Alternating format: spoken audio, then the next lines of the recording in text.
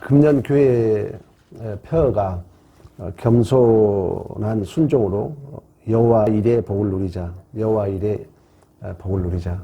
여호와 일이라는 것은 하나님께서 준비하셨다, 이런 뜻을 가지고 있습니다. 한 해가 이렇게 시작되었고, 금년 한 해 여러분 삶 속에서 하나님의 평강이, 또 하나님께서 그 예비하신 그 복이 가득한 한 해가 되기를 간절히 축복합니다.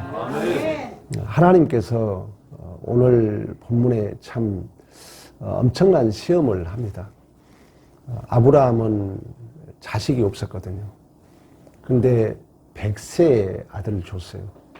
얼마나 귀했겠습니까? 그러면 이제 누리고 또 그 복을 나누는 그런 삶을 살 줄 알았는데, 하나님께서 오늘 본문에 시험을 합니다. 너 독자 이삭을 바치라고 그래요. 그러니까 이것은 단순한 어떤 하나님이 부족해서 바치라 했겠어요. 그러니까 하나님께서는 오늘 제목처럼 우리에게 준비해놓고 하나님께서는 우리에게 순종을 요구한 줄로 믿습니다. 네. 순종의 시험은 우리를 빼앗기 위함이 아니라는 거예요. 하나님은 다 준비해놓고, 하나님은 전지전능하신 하나님이잖아요. 하나님이 우리에게 이러한 그 순종을 요구한 것은, 또 순종을 시험하는 것은 무엇을 빼앗기 위함이 아니라 더 큰 것을 주기 위하여, 더 소중한 것을 주기 위하여 우리의 마음을 드러낸다는 거예요. 하나님이 시험해 보면은 우리의 마음이 드러나잖아요. 그리고 그 마음을 보시고 하나님은 더 큰 걸, 더 좋은 것을 주신다는 것입니다. 그래서 오늘 1절에 하나님이 아브라함을 시험하려고 내 사랑하는 독자 이삭을 번제로 드리라.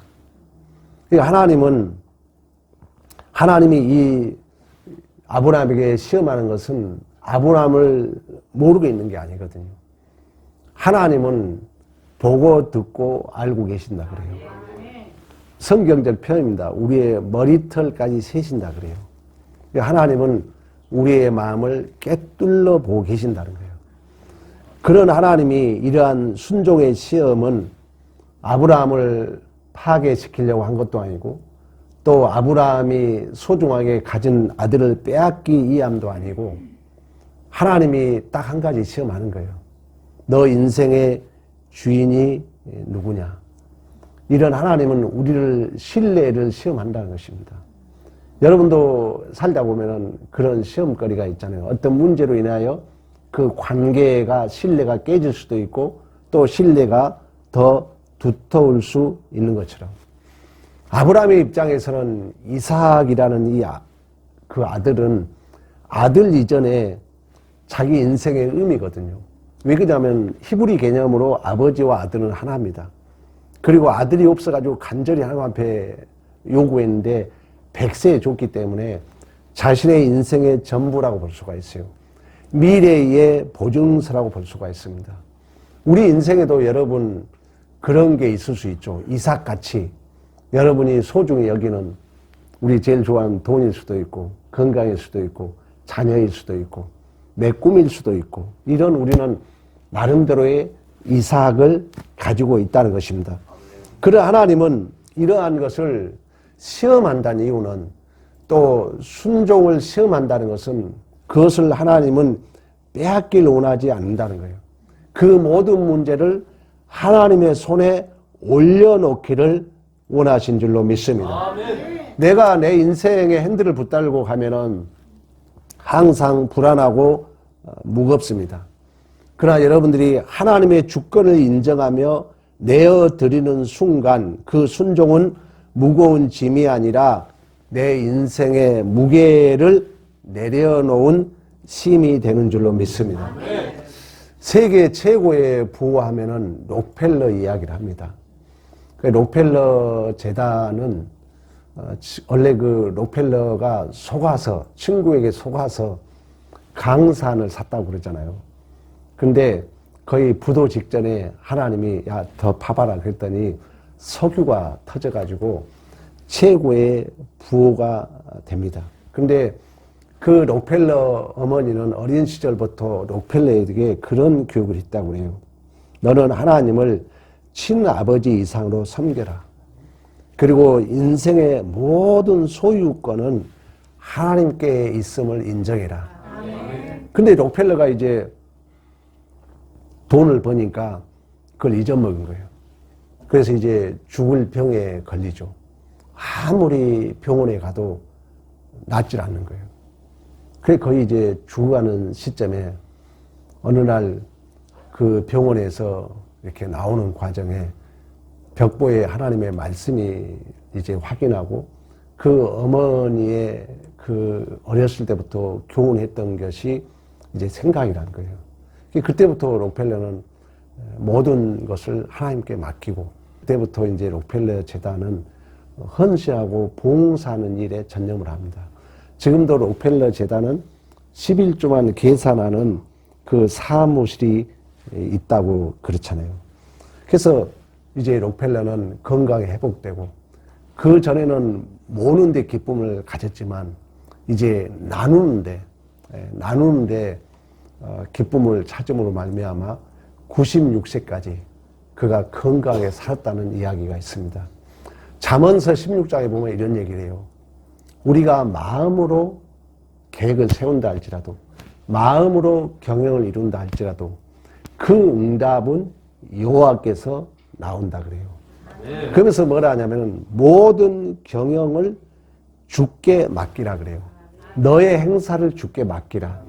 그리하면 내가 경영하는 것이 이루어지리라. 2026년을 우리 시작하면서 교회의 표예요. 여러분들이 소중한 것을 내가 붙들러 가면 그게 병이 될 수 있어요. 하나님 앞에 맡기라는 거예요. 하나님 앞에 맡겼을 때 하나님은 그 믿음을 보시고 더 좋은 것을, 더 큰 것을 주실 줄로 믿습니다. 아멘. 이처럼 믿음의 순종은 어떤 보상을 얻기 위한 거래가 아니라 이미 준비된 은혜를 확인하는 길이다. 그러니까 진정한 믿음의 순종은 이미 주어진 약속을 내 눈으로 확인하러 가는 설레는 여정이다. 여러분 예를 들어 봅시다. 자, 망우산 꼭대기에 금은 보화가 있어. 빨리 가서 가지시오. 믿음을 가지고 가는 자는 설레는 마음으로 갈 수밖에 없잖아요. 우리의 순종이 그렇다는 거예요. 우리의 믿음의 순종이라는 것은 하나님의 그 예비된 복을 확인하러 가는 설레는 길인 줄로 믿습니다. 아브라함은 아침 일찍 일어나 하나님이 자기에게 일러주신 곳으로 갔다 그래요. 3절에. 4절에 뭐라고 합니까? 3일에 아브라함 눈을 들어 그곳을 멀리 바라봤다 그래요. 이 사흘 동안이라는 것은 단순한 이동의 시간이 아닙니다. 여러분 생각해 봐요. 아들을 지금 뭐하러 가요? 죽이러 가는 거예요. 마음에 엄청난 소용돌이가 있었을 것입니다. 그러나 성경은 아브라함의 감정을 전혀 기록하지 않습니다. 아브라함 역시 이유를 묻거나 또 항변하지 않습니다. 그러니까 순종이라는 건 그렇다는 거예요. 순종이란 이유 불문이에요. 근데 순종하고 나면 하나님이 분명히 있거든요. 그러니까 이걸 여러분들이 경험해야 돼. 신앙생활을 하면서 반드시 이걸 경험해야 됩니다. 그래서 아브라함은 어떤 계산된 언어를 사용하지 않아요. 종들에게 뭐라고 합니까? 5절에 내가 이 아이와 함께 가서 예배하고 우리가 다시 돌아오리라. 그러니까 아브라함은 오직 믿음을 가지고 순종한 거예요. 어떻게 아들이 살아서 돌아올 방법은 아직 몰라요. 그러나 이미 하나님께서 약속하셨잖아요. 내 씨로 말미암아 큰 민족을 이루리라. 아멘. 이 약속을 붙들었기 때문에 그는 결코 계산기를 두드리지 않았다는 것입니다. 베드로가 밤새도록 고기 한 마리 못 잡잖아요. 근데 하나님이 베드로는 갈릴리 어부 출신이거든요. 근데 예수님은 목수 출신이에요. 여러분 생각해 봐요. 내가 어부 출신인데 목수가 와가지고 오른편 깊은 데 던지라 순종하기 힘들잖아요. 우리가 계산하면 내가 전문가인데, 내가 이 고향 사람인데, 내가 어부인데, 목수 출신이 와가지고 이래라 저래라 하면 여러분 벌써 딱 기분 나쁠 거 아니에요. 그런데 베드로는 오직 말씀에 의지하여 그물을 내립니다. 그때 하나님의 예비된 축복의 역사가 나타난 줄로 믿습니다. 자, 이제 아들은 번제 나무를 지고 올라갑니다. 아버지는 아들을 이제 죽여야 되기 때문에 불과 칼을 들고 이렇게 올라가요. 여러분 생각해 봐요. 그러니까 이 신앙생활을 한다는 것이 뭐라 하냐면은 이 모습을 도살장에 끌려가는 양처럼 입을 열지 않았다 그래요. 그러니까 신앙생활은 고독해요. 그러니까 아브라함은 지금 믿음을 가지고 가는데 그 아들을 불로 태워야 할 나무를 아들에게 지운 거예요. 그리고 아들을 이제 태울 불과 그리고 칼을 들고 갑니다. 그러니까 아무 말 하지 않고 지금 침묵이 흘러요. 물론 이제 이 모습은 장차 예수 그리스도께서 우리를 위하여 십자가에 지실 그 그림을 모형적으로 보여줍니다. 그때 이삭이 아버지에게 물어요. 아버지, 불과 나무는 있는데 번제할 어린 양이 어디 있습니까? 쉽게 말하면 죽어야 할 사람은 어디 있습니까? 아버지는 지금 아들을 죽여야 돼요. 근데 아들이 묻습니다. 누가 대신 죽어야 됩니까? 물론 이제 성경은 계시적 차원에 기록되어 있지만 인류의 대속의 전체를 관통하는 구속사의 질문입니다. 우리도 마찬가지예요. 우리를 위해서 누가 죽으셨습니까? 예수 그리스도의 대속의 죽으심으로 우리가 살아났던 것처럼. 이에 아브라함은 8절에 뭐라고 합니까? 번제할 어린 양은 하나님이 자기를 위하여 친히 준비하였다. 여호와 이레를 선포하는 거예요. 그러니까 여호와 이레라는 것은 하나님이 준비한다는 것은 내가 잘하면 주겠다는 말이 아닙니다. 이미 하나님께서는 준비해 주었다는 선언이라는 거예요. 그래서 이삭 대신 순양을 드렸듯이 우리 대신 하나님은 독생자 예수 그리스도를 드리게 된 줄로 믿습니다. 여러분들이 부모가 자식들과 여행 갈 때 부모는 방도 준비하고 필요한 돈도 다 준비하잖아요. 자식은 몰라요. 부모는 자식에게 가자 하는 거예요, 그냥. 근데 이제 가놓고 보면은 자식들은 그걸 확인하죠. 야, 우리 어머님이 이렇게 좋은 장소, 먹을 것 다 준비했다는 것을 확인하는 것입니다. 그런 것처럼 2026년 우리가 시작하는 첫 주잖아요. 하나님은 여러분들이 순종해서 여러분들이 잘해서가 아니에요. 이미 다 하나님은 우리의 필요한 것을 준비해 놓은 줄로 믿습니다. 아멘. 문제는 뭐냐? 순종하느냐 마느냐에 달려 있다는 거예요. 아멘. 우리 송구 영신예배 설교가 뭐였습니까? 이스라엘 백성들은 바벨론 포로에 잡혔습니다. 그들은 나라를 잃었어요. 그들은 성전을 잃었어요. 삶의 터전을 잃었어요. 하나님은 우리에게 너 왜 그러냐 묻지 않는다는 거예요. 두려워 말라. 너는 내 것이다. 아멘. 그러니까 우리의 모든 소유권이 하나님에게 있다는 거예요. 하나님이 다 준비하시죠. 그러면서 물 가운데 지날지라도 불 가운데 지날지라도 불꽃이 너를 사리지 못하고 물결이 너를 침몰치 못하리라. 아멘. 하나님이 우리와 함께 하신 줄로 믿습니다. 아멘. 아브라함의 순종은 순양을 만들어낸 공로가 아니었잖아요. 이미 이 순양도 하나님이 준비해 놓은 거예요. 그러니까 순종은 그 하나님이 준비해 놓은 것을 확인하는 통로예요, 통로. 순종이 무엇을 만들어낸 게 아니라는 거예요. 엄밀히 보면. 순종은 이미 준비된 것을 확인하는 설레는 우리의 길이며 또한 순종은 하나님께서 이미 준비해 놓은 것을 확인하는 통로라는 것입니다.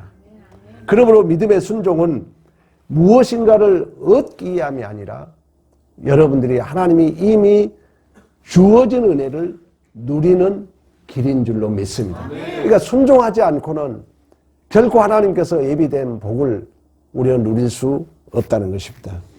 이처럼 준비된 하나님의 역사는 인간의 순종이 완전히 끝 지점에, 그러니까 물이라는 것은 100도에 이끌잖아요. 우리의 신앙생활이 이 임계점을 넘어야 되거든요. 우리의 신앙도 사실 순종하면 하나님께서 다 예비된 것을 확인할 수 있는데 그 선을 우리가 못 넘은 경우가 있다는 것입니다. 그래 하나님은 반드시 오늘 본문에 그 얘기를 해요. 우리의 순종의 끝 지점.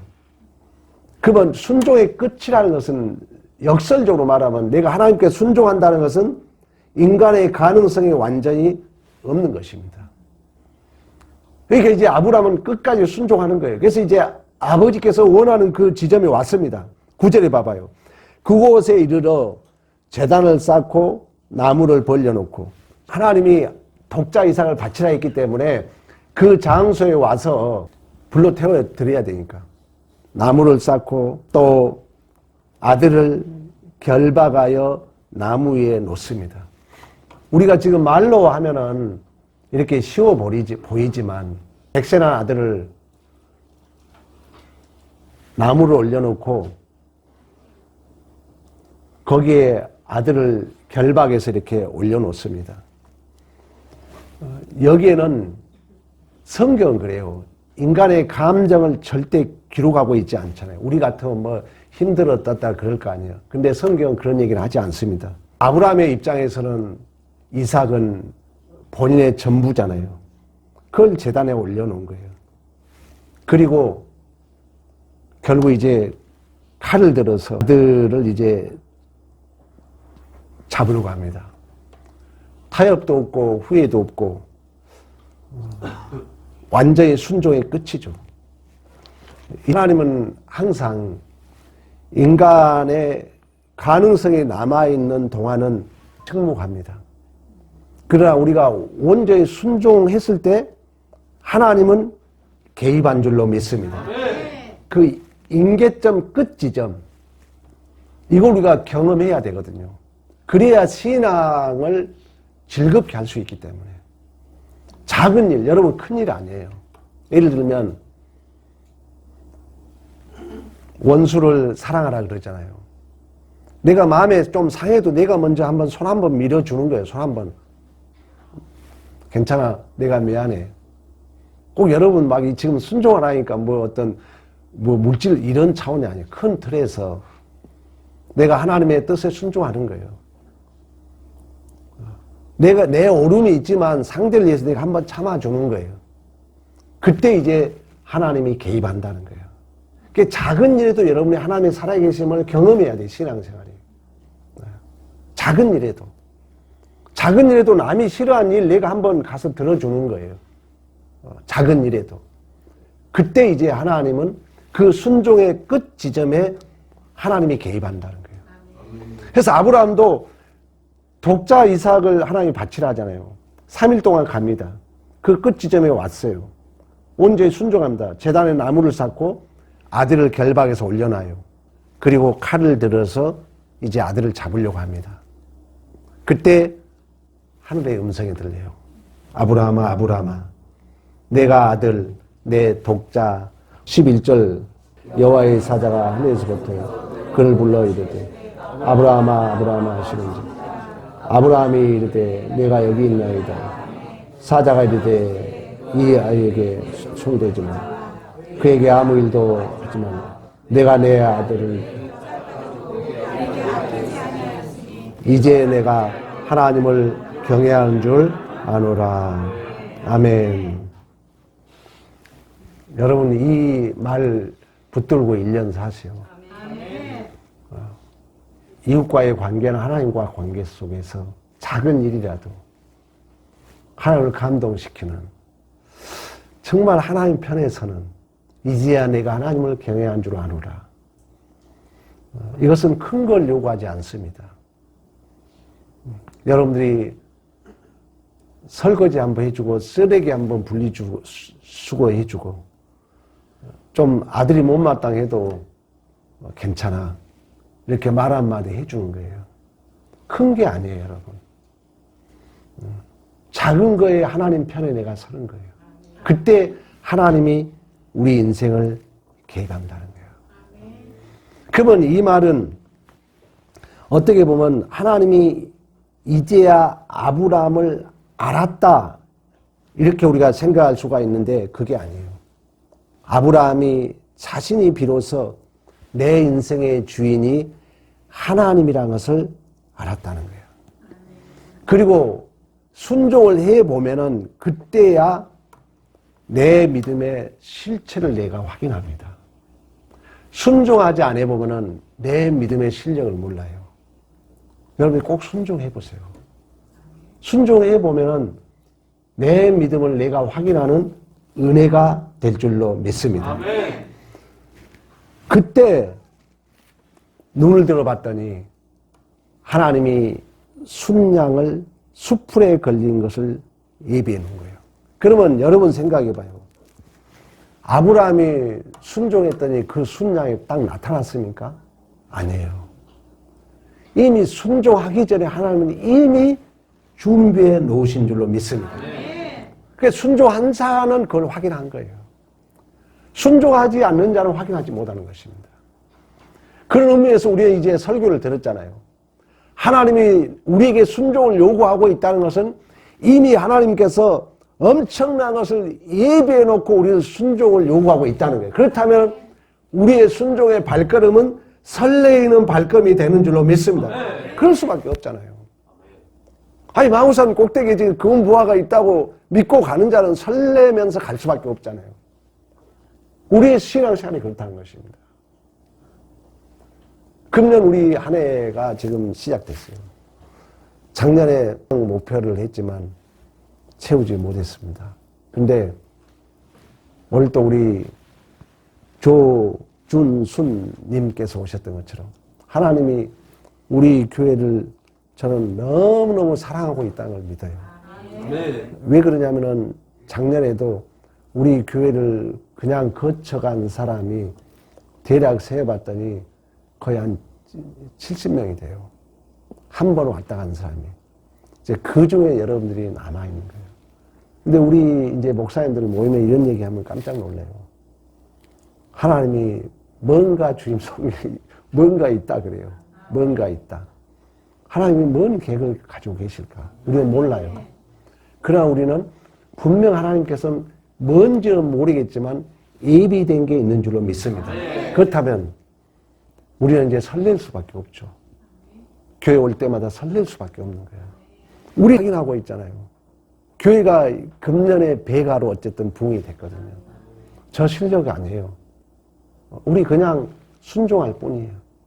하나님은 더 큰 걸 지금 예비해 놓고 우리에게 순종을 요구하고 있는 줄로 믿습니다. 순종이 순양을 만들어낸 것이 아니라 순종을 통하여 하나님께서 준비된 것을 확인하게 된 줄로 믿습니다. 그때 아브라함이 여호와 이레라 그래요. 여호와 이레. 하나님께서 준비하셨다. 이 여호와 이레는 내가 잘했으니 내가 주겠다가 아니라는 거예요. 순종했으니 이제 준비하겠다가 아니에요. 여호와 이레는 이미 하나님께서 앞서서 준비해 주셨다는 선언인 줄로 믿습니다. 그러니까 이미 다 준비되어 있다니까요. 순종만 하면 돼요. 여러분 이 순종 오해하지 마세요. 이삭을 바치라 했더니 여러분 막 목숨 바치라는 게 아니에요. 작은 것. 작은 것. 내 아내에게 말 한번 따뜻이 하는 것. 내 남편에게 따뜻하게 말 한마디 하는 것. 미운, 마음에 안 드는 가까운 이웃에게 괜찮아요. 남들이 지기 싫어한 물건 내가 한번 더 들어주는 것. 순종이에요. 그때 우리는 상상할 수 없는 여호와 일의 복을 확인하게 될 줄로 믿습니다. 순종은 없던 복을 만들어낸 조건이 아니라 하나님이 이미 예비된 은혜의 자리로 걸어 들어가서 그것을 확인하는 열쇠인 줄로 믿습니다. 이제 열쇠를 여러분들에게 다 맡깁니다. 지금 이제 열쇠 여러분들에게 줬어요. 각자 여러분들 내년 송구 영신 예배 때는 우리 첫 주 말씀 듣고 내가 이렇게 작은 거 순종했더니 하나님이 이런 것들을 예비해 놓았더라고요. 간증의 주인공이 되기를 축복합니다. 이 사건은 이제 먼 훗날 이삭 대신 수량이 들으셨던 것처럼 우리 대신 독생자 예수 그리스도가 드려졌습니다. 이삭은 풀려났지만 우리 주님은 결박당하고 침을 맞고 땀을 맞고 상에 찔리고 가시며 일루관을 쓰시고 물을 쏟으시고 피를 쏟으시고 우리의 구속을 이루신 줄로 믿습니다. 아브라함은 다시 이삭을 안 왔어요. 왜? 순양이 예비됐기 때문에. 그러나 우리 주님, 우리 하나님은 우리를 위해서 아들을 내어주셨습니다. 이것이 우리가 받는 여호와 일의 사랑인 줄로 믿습니다. 겸손한 순종이 이미 하나님께서 앞서가서 준비해 두셨다는 복을 누리는 것입니다. 사랑하는 성도 여러분, 2026년 새해에는 하나님께서 여러분에게 무엇인가 혹시 내어놓으라고 할 수 있어요. 혹은 이해할 수 없는 살 길을 걷게 하실 수 있습니다. 그것은 여러분들을 빈수로 만들기 위함이 아닙니다. 더 큰 것을 맡기기 위하여, 더 좋은 것을 주시기 위하여, 이미 예비된 복을 위하여 우리의 마음을 넓히고 있는 줄로 믿습니다. 절대 순종은 손해보는 것이 아닙니다. 작은 거 여러분 순종해 보세요. 신앙생활은 정말 재밌습니다. 신앙생활 같이 신바람 나는 게 없어요. 우리 집사님 저하고 통화하면은 제가 힘을 얻어요. 하나님 뜻대로 살고자 하니까 하나님이 다 준비해 놓으셨어요. 그리고 막 스토리가 연결돼. 여러분이 순종해 보면 막 이 스토리가 그 이후에 이 경험하지 못할 이야기들이 있거든요. 그걸 여러분들이 경험해야 우리의 신앙생활이 복을 받는 것입니다. 그래서 순종은 절대 내 계산, 감정을 내려놔야 돼요. 아니, 아들을 죽이는데 아브라함의 감정에 대해서는 한마디도 없잖아요. 그 말은 뭐냐면은 하나님 앞에 순종할 때는 기분 나쁘다 좋다 아이고 그건 신앙생활이 아니에요. 하나님 앞에 무슨 내 기분을 얘기하냐. 하나님 앞에는 우리의 감정은 손톱만치도 개입되면 안 돼요. 그건 신앙이 아니야. 그건 윤리도덕이야. 하나님 일하면서 뭐 기분 나빴다 아이고 초신자는 그럴 수 있어. 권사, 장로, 안수입사가 뭐 하나님 말 기분 나빠? 하나님 앞에? 여러분 생각해봐. 그래서 이 본문에 아브라함이 아들을 번제로 드릴 때 아브라함의 감정은 한마디도 없는 거예요. 그건 뭐냐면은 하나님 앞에 순종할 때는 내 감정, 내 계산이 개입되면 안 된다는 거예요. 우리 같으면 난리칠 거예요. 어떻게 아들을. 근데 여러분 성경 읽었잖아요. 아브라함의 감정 이야기는 한마디도 없어요. 그냥 순종하는 거예요. 그냥 하나님에 대한 얘기만 나와요. 그때 하나님께서는 분명 우리에게 예비된 복을 허락하실 줄로 믿습니다. 우리가 이삭을 결박하여 제단을 올리는 결단을 내릴 때 비로소 수풀에 걸려있는 하나님의 순양이 보이기 시작했던 것처럼 올 한 해 내 인생의 주인이 내가 아님을 고백합시다. 그리고 이미 우리를 위해서 모든 것을 준비해 두신 여호와 일의 하나님을 신뢰하며 묵묵히 순종의 길을 걸어갑시다. 그 길 끝에는 우리는 우리를 위해 친히 준비하신 하나님의 놀라운 영광을 보게 될 줄로 믿습니다. 그렇다면 제가 항상 설교 끝나면 3가지 정도를 여러분에게 제안합니다. 여러분, 하나님의 말씀이 임할 때, 하나님의 말씀이 임할 때라는 것은 살다 보면은 딱 말씀이 생각날 때 있어요. 그때 계산하거나 지체하지 말고 오늘 아브라함이 아침 일찍 순종의 첫걸음을 띄었던 것처럼 여러분이 순종하세요. 하나님의 감동이 올 때, 성령이 내 마음에 터치할 때 순종하라고요.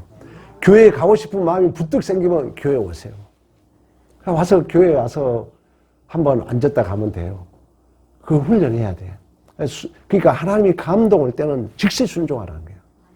2번째는 내 삶의 가장 소중한 이삭의 소유권이 내가 아닌 하나님께 있음을 매일 고백하세요. 여러분 사업장 고민하잖아요.